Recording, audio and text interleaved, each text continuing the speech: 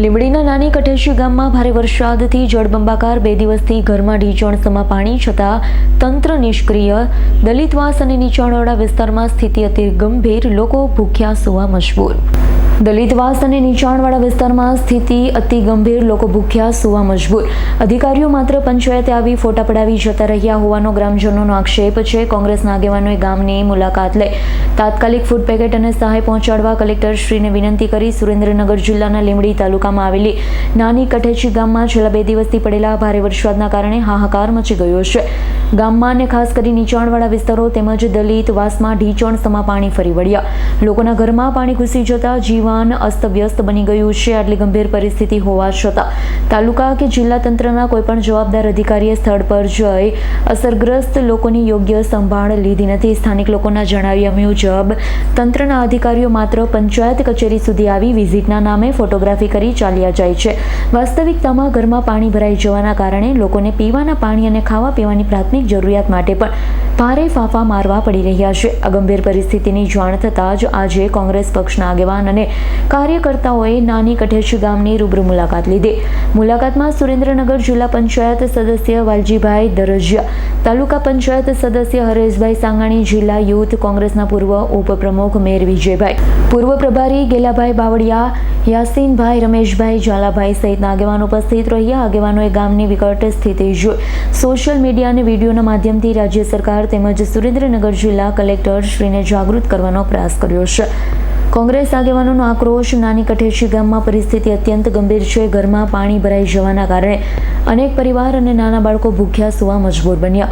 તંત્ર માત્ર કાગળ અને ફોટા પાડવામાં વ્યસ્ત છે। અમારી સરકાર શ્રી અને કલેક્ટર સાહેબને વિનંતી છે, કોઈપણ જાતના વિલંબ વગર ગામમાં તાત્કાલિક ફૂડ પેકેટ, રાશન અને પીવાના ચોખ્ખા પાણીની વ્યવસ્થા પૂરી પાડવામાં આવે। ગામ લોકોને આગેવાનોને ચેતવણી આપી છે કે જો ટૂંક સમયમાં તંત્ર દ્વારા નક્કર કામગીરી અને રાહત સહાય શરૂ કરવામાં નહીં આવે તો આગામી સમયમાં ઉગ્ર આંદોલન કરવાની ફરજ પડશે। આજે અમે સુરેન્દ્રનગર જિલ્લાના લીંબડી તાલુકાના નાની કઠેચી ગામની રૂબરૂ મુલાકાત લઈ અને સ્થિતિનો તાગ મેળવવાની કોશિશ કરી। તો અમે આજે નાની કઠેચીના નીચાણવાળા ભાગોમાં તમામ મુલાકાત લીધી, ત્યારે અમે દોલાભાઈ અજુભાઈના ઘરની મુલાકાત લીધી તો જોવા મળે છે કે કાલે એમના ઘરમાં હોતી પાણી હતું, જે અનાજ, ખાવાની ચીજ વસ્તુ તમામ પલળી જાય છે।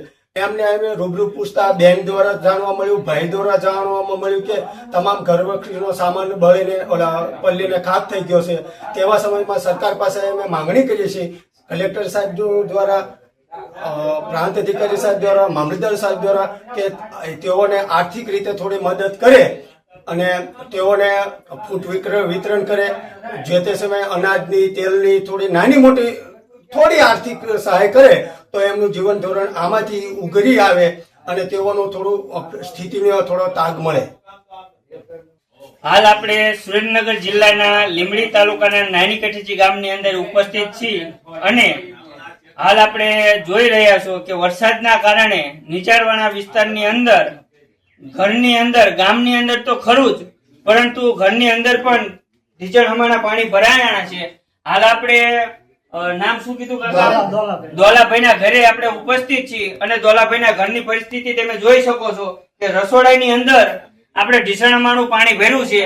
તો માન્ય શ્રી કલેક્ટર સાહેબ શ્રીને તેમજ મામલતદાર શ્રીને, પ્રાંત અધિકારી સાહેબ શ્રીને, તમામ અધિકારીઓ શ્રીને અમારે નમ્ર વિનંતી કે જે ઘરોની અંદર પાણી ભરાણા છે, જે ઘરોની અંદર છેલ્લા 48 કલાકથી રસોઈ બની નથી, તો આપ શ્રીને નમ્ર વિનંતી છે કે તાત્કાલિક ફ્રૂટ પેકેટ વિતરણ કરવામાં આવે અને જે ગરીબ અને મધ્યમ લોકોના વર્ગ છે, જેના ઘરમાં અંદર પાણી ભરાયેલું છે, તે રસોઈ કરી શકે નથી, તો આપશ્રીને નમ્ર વિનંતી કે તાત્કાલિક આપની ટીમ તૈનાત કરી અને ફૂડ વિતરણનો કાર્યક્રમ કરવામાં આવે, જેથી કરી લોકોને સહાય પૂરી પડે અને આ પરિસ્થિતિમાં બહાર નીકળી શકે।